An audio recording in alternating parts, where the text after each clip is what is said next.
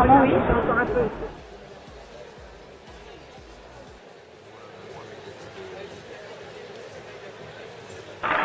L'élection européenne est une élection déterminante pour l'avenir du continent. Et dans un contexte social que vous connaissez avec la mobilisation des gilets jaunes et des lycéens qui nous impose de répondre aux colères et de redonner de l'espoir. Ce sera évidemment le fil rouge de beaucoup des interventions de ce soir. Je ne vais pas vous présenter dans le détail le déroulé de ce meeting. Ça va être long, ça va être riche. Mais d'ici quelques toutes petites minutes, je vais vous inviter à vous lever. Une petite seconde, c'est-à-dire maintenant. On va remettre la musique, on va se lever dans quelques instants. On va accueillir pour le début de ce meeting Yanis Varoufakis, qui est avec nous ce soir.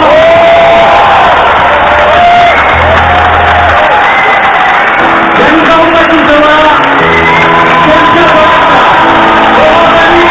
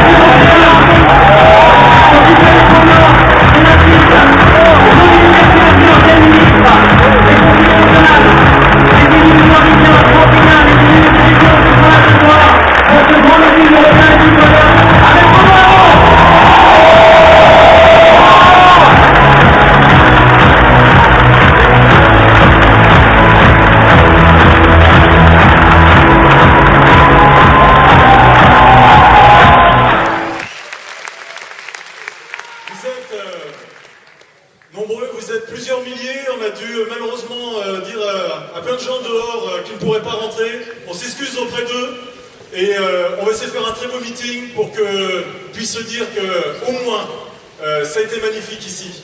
D'habitude, j'écris jamais rien.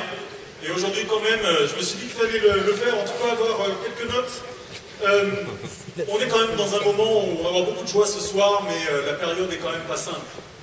Le pays est dans un moment qui est un moment grave. Pas que le pays, l'Europe. Le monde aussi hésite. On hésite entre l'angoisse et l'espoir. Alors passons vite sur l'angoisse, mais elle existe. Elle existait cet après-midi quand j'ai reçu plein de textos de parents inquiets parce qu'ils avaient leurs enfants au lycée, des lycéens, et qui ne savaient plus en qui ils pouvaient avoir confiance. Ils se demandaient même si les ordres qui étaient donnés aux policiers sur le terrain étaient des ordres qui allaient préserver la santé et l'intégrité de leur enfant. Cette justice sociale, c'est la justice écologique. Ce sont les plus pauvres qui sont les plus pollués par l'air, l'eau, la nourriture, leur environnement immédiat. Et pourtant, nous pouvons établir dès maintenant des grands problèmes écologiques. Pourquoi? Jamais dans l'humanité il n'y a eu autant de savoir. Jamais il n'y a eu autant de connaissances, de techniques, d'être formés, éduqués. Partageons ces richesses, organisons ces savoirs, obligeons ceux qui veulent une vie heureux à les offrir à tous.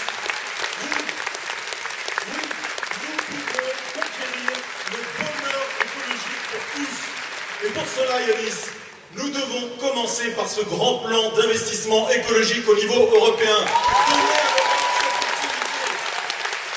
Alors je termine. Démocratie, justice sociale, transition écologique, génération s'est construite autour de cela, pour cela. Mais c'est vrai partout ailleurs, dans tous les pays d'Europe. Alors, laissons de côté le pessimisme, la résignation, source d'autoritarisme, d'inégalité, d'anti-écologisme, cet anti-projet anti-humaniste. Mais au contraire, faisons de cette convulsion historique une naissance. Une naissance, la naissance d'un grand espoir. De dire que non, si le monde aujourd'hui est fragile, c'est parce qu'il attend ces solutions. Et que nous, partout, à partir de ce soir, nous allons créer une petite lueur qui deviendra flamme et un incendie de bonheur pour dire oui, à partir de ce soir, l'espoir est de retour.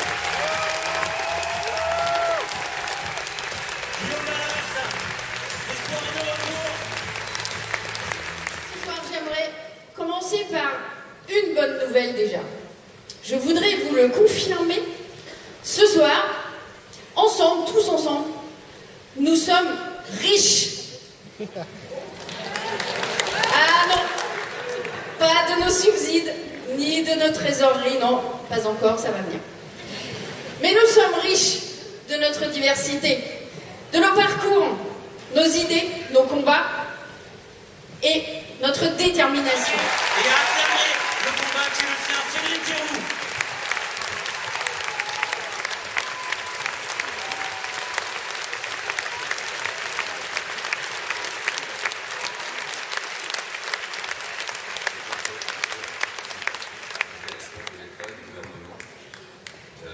Qui a fermé les frontières, qui a rétabli le contrôle aux frontières dans l'espace Schengen, qui a bafoué la libre circulation dans l'espace Schengen, qui a mis en péril des gamins, qui a l'État, qui est représenté par M. le préfet des Alpes-Maritimes, qui a retourné illégalement et régulièrement des dizaines, voire des centaines, voire des milliers de mineurs isolés, qui a été condamné d'ailleurs au tribunal administratif. On s'est retrouvés, nous, habitants, infirmiers, ouvriers, retraités, jeunes, vieux, cathos, bouddhistes, musulmans, à devoir agir pour garder l'intégrité d'une vallée. Pour nous, il était impossible de garder l'intégrité d'une vallée en négligeant l'intégrité des personnes qui y étaient. C'est en travaillant en fait les textes de loi, en travaillant avec des juristes, des avocats, que je me suis rendu compte que ce que je défendais, c'était les valeurs de la République. J'ai compris ce que c'était que la liberté, j'ai compris ce que c'était que l'égalité, j'ai compris ce que c'était que la fraternité. La fraternité, on pense que la fraternité, c'est l'aumône, c'est d'être à l'écoute de la mendicité. Non, la fraternité, c'est un prolongement de l'égalité. Le Conseil constitutionnel a décidé, en juillet 2018, de remettre la fraternité à côté de la liberté et de l'égalité dans la Constitution. Et je ne vois pas comment la liberté puisse s'exprimer sans la fraternité. La fraternité, c'est se sentir d'égal à égal, quelle que soit sa couleur de peau, quelle que soit son origine, quelle que soit sa religion, et quel que soit son statut social ou son statut administratif. Et Eric Piez. Merci beaucoup. Bonjour à tous, bonsoir à tous. Je suis vraiment heureuse de vous voir aussi nombreux aujourd'hui. Comme on vient de le dire, je viens de Marseille. J'ai grandi dans les quartiers populaires de Marseille, les quartiers nord. Et j'ai envie de vous dire qu'à Marseille, on essaye de faire l'Europe depuis un peu plus de 2000 ans. Modestement, avec humilité, bien évidemment, mais on le fait. Je m'explique. S'il s'agit de faire coexister des gens, des êtres humains, des citoyens d'origines différentes, de cultures différentes, d'accueillir humainement des êtres humains avec dignité, alors oui, Marseille est une Europe en miniature. Marseille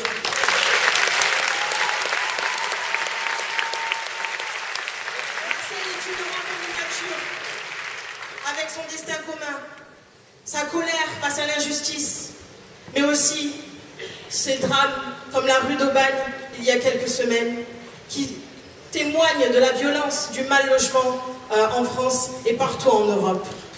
Je vous apporte un petit mot de soutien d'un être étrange, c'est-à-dire d'un économiste américain.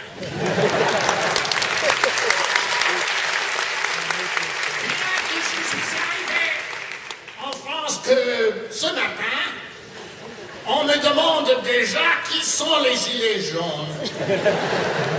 Et je réponds à ce que je peux voir et savoir. Ce sont les enfants de la politique d'austérité qui dure déjà.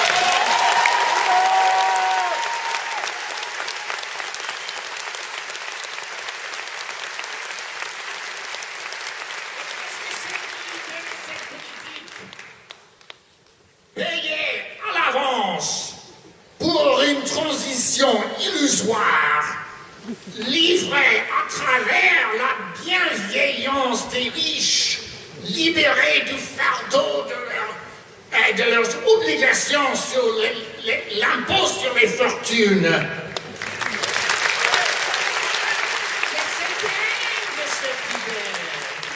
C'est dingue, ça va pas.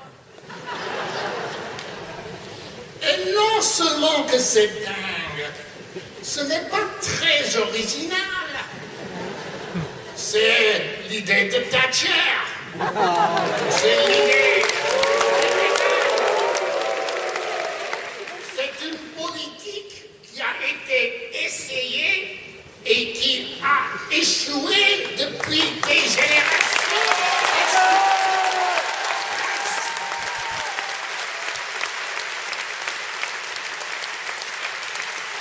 Donc, Édouard Philippe, Emmanuel Macron nous explique qu'il faut bien financer la transition écologique. Il n'y a pas d'argent. On va regarder 2 secondes où est l'argent. On va regarder 2 secondes où est l'argent. Et avec Isabelle, avec Guillaume, avec d'autres, nous avons défendu depuis 2014 ce qu'on appelle l'ajustement carbone aux frontières de l'Europe. Ça veut dire quoi? Ça veut dire quoi, l'ajustement carbone aux frontières de l'Europe? L'idée, c'est le pollueur-payeur. Le pollueur-payeur.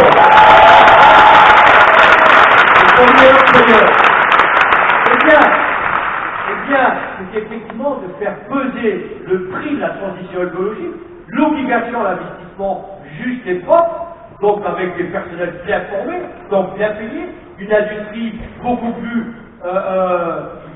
moins émettrice de gaz à effet de serre. Eh bien, les libéraux, le parti dont Emmanuel Macron vient de rejoindre pour les européennes, l'ALDE, les conservateurs et d'autres, ont voté pour l'octroi, tenez-vous bien, de plusieurs centaines de millions de tonnes de droits à polluer gratuits. Gratuit, ça veut dire que les plus gros pollueurs, on leur donne encore des droits à polluer gratuitement. Et ces pollueurs, ils en ont fait une stratégie politique. Ils disent la chose suivante: la transition écologique, non seulement elle ne doit pas me coûter, mais elle doit me rapporter. La transition écologique est devenue pour eux un business. Il faut faire du fric avec la transition écologique. Eh bien moi, je vais reprendre les propos de Margaret Thatcher lorsqu'elle disait « I want no money back ».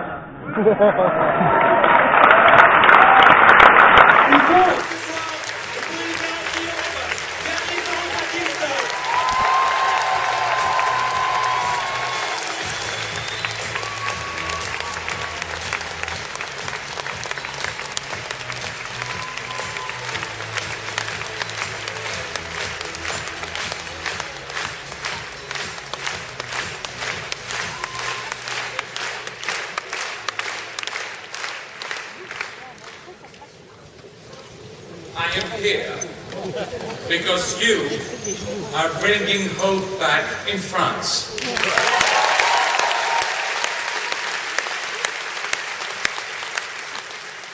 I am here because together we are bringing hope back in Europe as the European Spring.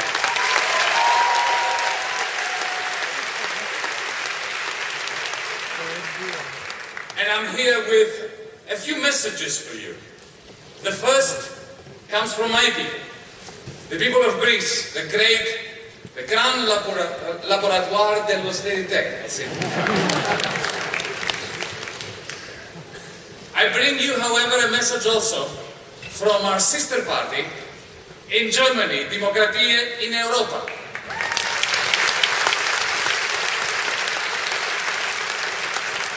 I bring a message from DM Vincent, from France, from Spain, from Portugal, from Britain, which is not leaving Europe. It may be leaving the European Union, but we will always keep them together with us in our one European project.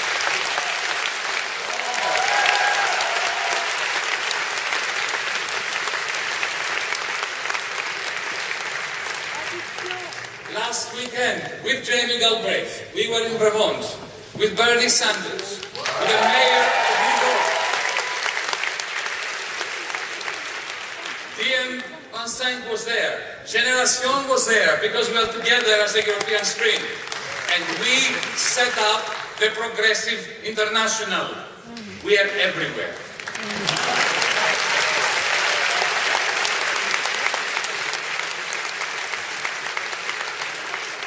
Our only limit is the limit of our own ambition. And there are no such limits here tonight.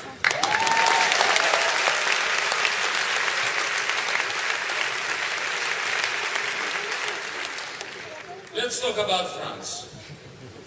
In 2015, my people in Greece were crushed. Why?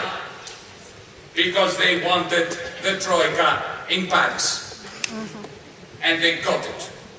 It lives in the Élysée. It lives in Mr. Macron's government. This is where the Troika lives today.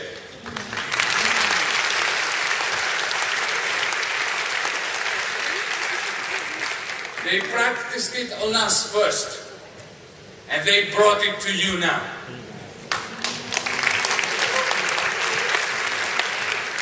Mr. Macron's government is a socialist government. They believe in socialism for the bankers and for the very rich.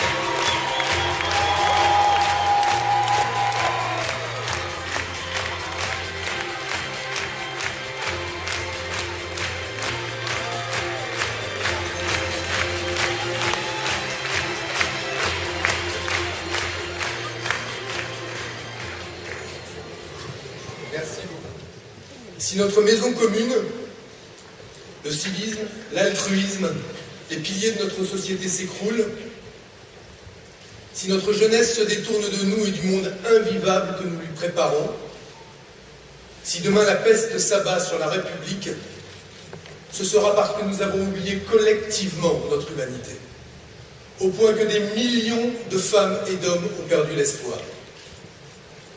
Je choisis délibérément de parler au futur et pas au présent, car je le désire comme vous, de contrarier les fléaux qui s'annoncent et de percer le ciel noir au-dessus de nos têtes, de la lumière de notre confiance invincible en l'humanité et de l'intensité de nos valeurs fraternelles. Mais cela n'empêche pas la lucidité. Nos sociétés se sont déshumanisées. Et la France est en ce moment même éclatée. Éclatement territorial entre sanctuaires de riches et ghettos de pauvres, entre centre-ville, banlieue, périphérie et monde rural. Ségrégation scolaire dès la naissance, puis avis entre diplômés et non diplômés, triés, jetés par Parcoursup comme on sélectionne les bêtes à la foire.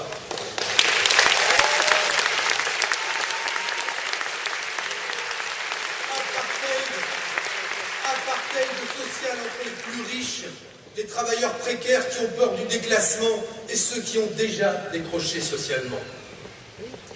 Et chaque jour, la vague montante de l'homophobie, du racisme, de l'antisémitisme, de la haine des musulmans. Cette société éclatée ne peut produire que de la violence. Alors jusqu'à quel degré d'éclatement? Quel niveau de violence sociale, politique, verbale puis physique accepterons-nous de laisser dériver la France? La République doit retrouver de la dignité. La démocratie doit retrouver de la sérénité. Et ce président, qui a toujours le mépris aux lèvres, le prétentieux de la République, doit enfin comprendre.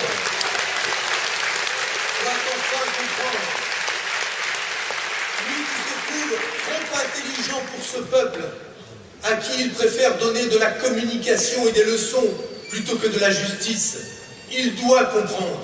Ce n'est pas l'argent, ce n'est pas sa passion de l'argent, des winners, son culte de la compétition qui réenchantera la politique. Ce que les citoyens demandent n'a pas de prix, ne s'achète ni ne se vend. Cela s'appelle le respect.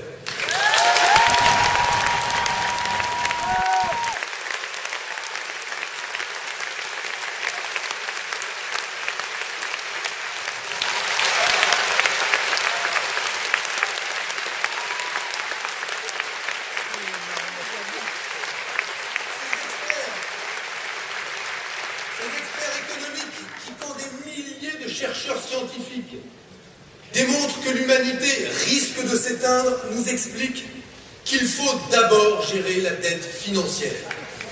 D'abord la dette financière. Le climat, on verra après. Et qui ne comprennent pas que, pour savoir si ce monde sera encore vivable demain, nous préférons tout simplement consulter un thermomètre plutôt que ces brillants astrologues qui n'ont su prédire aucune des crises qu'ils ont provoquées eux-mêmes.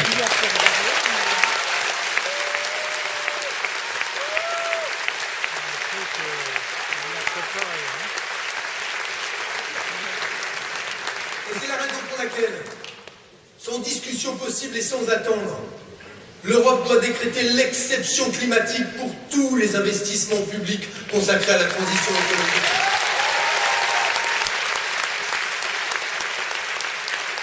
Je défendrai déjà cette proposition lors de l'élection présidentielle, mais le système totalement hermétique au sommet des institutions européennes comme françaises nous a encore fait perdre 2 ans sur ce terrain-là. Ce système, c'est le système technicien dont parlait Jacques Ellul il y a déjà 40 ans. Un système sans autre perspective que sa propre croissance. Produire plus, consommer plus, détruire plus. Un système qui aliène l'homme et la nature, sans aucune considération du bien-être des citoyens, sans aucun contrôle démocratique de leur part, sur lequel même les plus fameux experts n'ont plus de prise, un monde chiffré, bientôt livré aux algorithmes, que plus personne ne comprend. Alors dans ce monde, comment ne pas voir, comment ne pas comprendre que beaucoup de citoyens soient perdus, perdus dans des vies éclatées, perdus mais pas dupes, pas dupes du tout, parce que chacun pressent, expérimente déjà que derrière les algorithmes de la finance internationale, il y a l'ubérisation. Qu'est-ce que ça veut dire l'ubérisation? L'appauvrissement extrêmement concret de nos vies, de nos métiers, de nos emplois. Et puisque des gens sérieux aiment les chiffres, nous allons leur en donner pour illustrer justement cet appauvrissement. Parce que oui, et citons-les et nommons-les, name and shame, comme on dit aux États-Unis. Derrière les profits titanesques d'Amazon, il y a quoi? Il y a l'ouvrier en burn-out transformé en robot ou en esclave.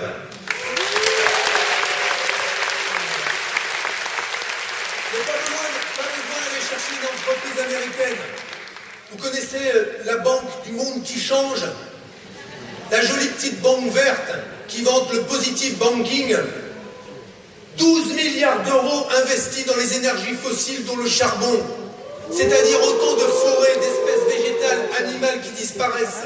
Autant de degrés de plus pour le réchauffement climatique. Merci BNP Paribas.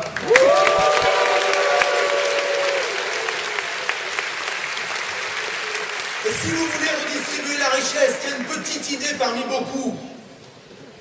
À M. Macron, pour M. Macron, si tant est qu'il ait encore les oreilles que ne lui ont pas encore apporté la maternité Leblanc. Mais on va essayer quand même. Une petite idée. Ce que nous nous proposons, c'est simple. Ou interdisez aux banques françaises d'investir dans les énergies fossiles, ou taxer 100% des gains des intérêts qu'elles perçoivent en contrepartie de ces investissements. Et vous verrez que ça changera.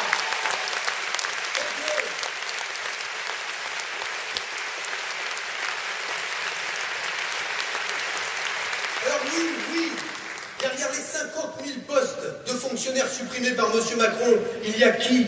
Il y a quoi? Il y a l'infirmière qui doit faire 20 heures de garde et changer 80 patients toute seule.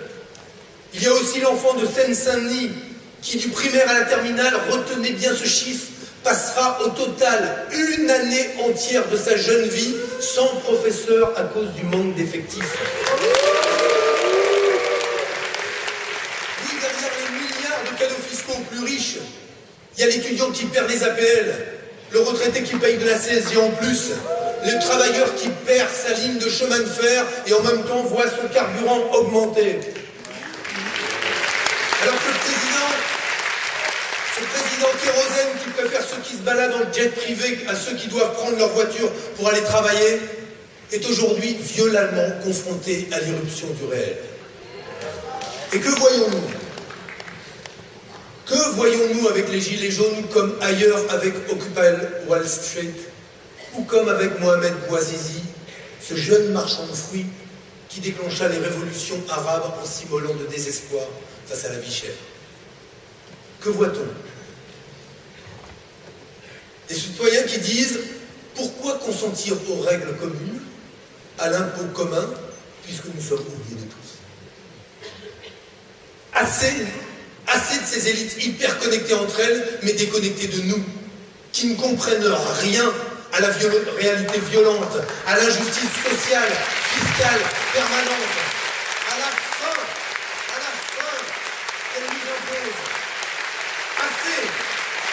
Et l'image qui nous vient est celle du fracking, cette technique de fracturation hydraulique, des élites voraces, prêtes à fracturer le sol, à l'abîmer, à l'épuiser pour épuiser leur richesse, et qui s'étonnent de voir surgir en retour la flamme et l'explosion.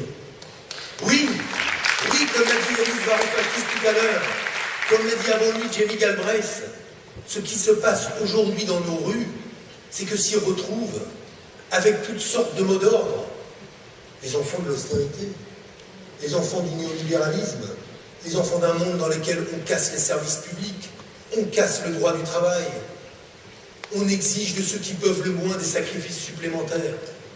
Et je vais vous le dire, cette colère ne nous est pas étrangère, et je le dis aux Français, nous ne sommes pas à côté d'elle. Cette colère, nous l'exprimions déjà hier, nous l'exprimons encore aujourd'hui, dans nos diagnostics sans concession, dans notre exigence systématique de vérité, dans la radicalité des solutions que nous mettons en débat.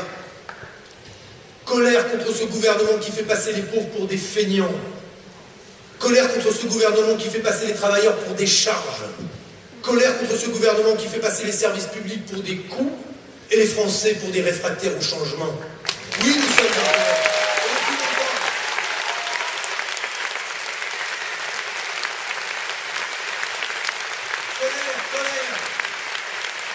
Colère contre ce gouvernement qui fait de l'écologie un bouc émissaire alors qu'il y a urgence climatique.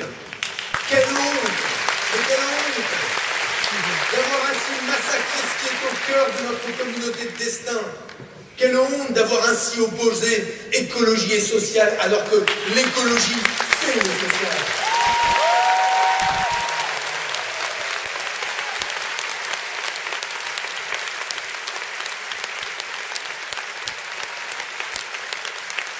Eh bien, notre responsabilité, celle de la gauche, elle est de proposer une vision d'avenir à ceux qui désespèrent, sans oublier aussi ceux qui espèrent. Le devoir de la gauche n'est pas de jeter de l'essence sur la colère. Si nous voulons vraiment l'après-Macron et l'après-Carbone, alors nous voulons remettre le progrès au pouvoir. C'est notre devoir. Notre devoir, c'est l'espoir.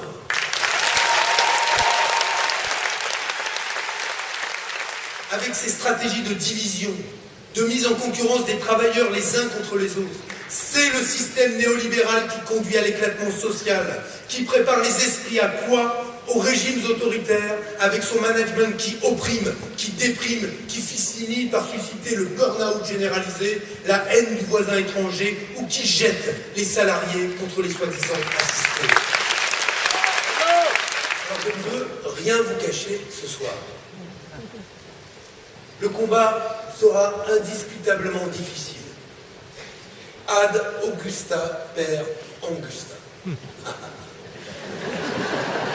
En latin, vers les sommets par des chemins escarpés. Mais je veux vous dire mon autre conviction. Si vers des sommets et par des chemins escarpés, la bataille sera difficile, à la fin, nos passions positives l'emporteront, nos idées radicales s'imposeront, nos valeurs gouverneront. C'est le mot qui les effraie le plus. L'idée que les citoyens puissent, en nouveau, reprendre le pouvoir qui leur appartient. Alors aujourd'hui, pour vous, avec vous, par vous, je m'engage une nouvelle fois, totalement, comme à chaque fois, en première ligne, car l'engagement pour la justice ne connaît pas de repos. C'est celui d'une vie Je m'engage parce que je prends l'Europe, la démocratie et l'écologie au sérieux. Je m'engage avec l'Alliance citoyenne qui nous rejoint, nous enveloppe et nous porte déjà. Je m'engage parce que je veux l'unité de la gauche et de l'écologie politique dont je reste et resterai toujours le premier avocat et le premier artisan. Par conviction et par réalisme. Je m'engage parce que le compte à rebours climatique et le compte à rebours démocratique disent à toutes celles et ceux qui partagent déjà un projet commun, unissez-vous! Pour la gauche, pour l'écologie, unissez-vous! Pour le pays, pour la France, unissez-vous! Pour l'Europe, pour la planète, unissez-vous! À cette époque, donc, ma lecture de la politique et du monde ont changé. Certains font de la politique pour la gloire et il a pu m'arriver de ne pas échapper à cette griserie. D'autres se passionnent pour la politique des grandes idées, et ça c'est un goût que je partage avec eux. D'autres sont encore obsédés par le pouvoir. Je et nous n'y voyons qu'un outil pour la société. Eh bien, je dois vous dire, si l'âpreté du combat ne m'effraie jamais, si au contraire, vous me trouverez toujours en première ligne, c'est que je ne pense désormais qu'à mes filles. Aux miennes et à ce petit garçon, à cette petite fille, qui sont nées depuis le début de ce discours, dans ce monde si difficile, dans cette France qui désespère ou sur un bateau cherchant les rives de l'Europe dans la nuit. Je ne pense qu'à nos enfants et aux enfants de nos enfants. Je pense à leur avenir, bien sûr, mais je pense surtout à leur jugement sévère si nous ne faisons rien. Le rôle des gouvernants, ce n'est pas de regarder le monde à hauteur de pavé, ni de le mépriser de leur hauteur soi-disant jupitérienne. Le rôle des gouvernants, c'est de regarder le monde à hauteur d'homme, à échelle humaine, comme l'écrivait Léon Blum dans la statue nouvelle, si près d'ici. Alors, mes chers amis, à l'échelle humaine, voilà notre échelle pour changer le monde. Vive la gauche écologiste européenne! Vive l'Europe! Vive la France! Vive la République! Vive l'espoir!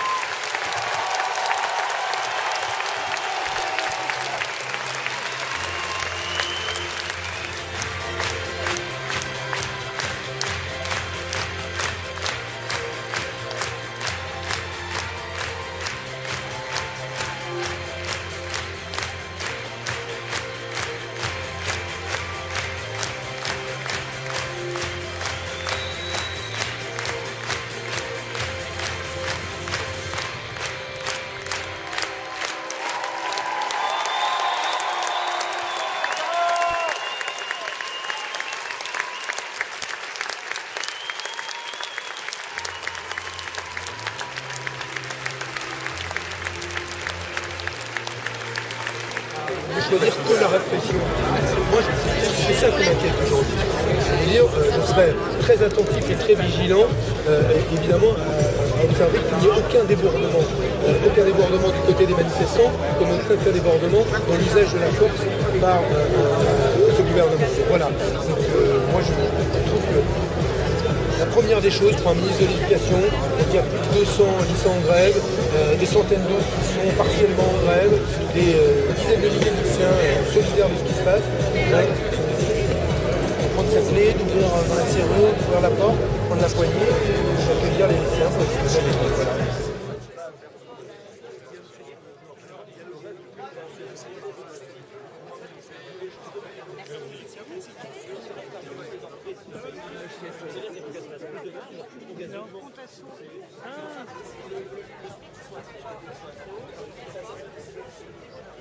Je vais voir si son maman. Toi, tu restes à Paris. Bah, ouais, quand tu arrives à m'appeler, voilà. Je peux pas partir. Le prix de la vie va augmenter de 100 balles.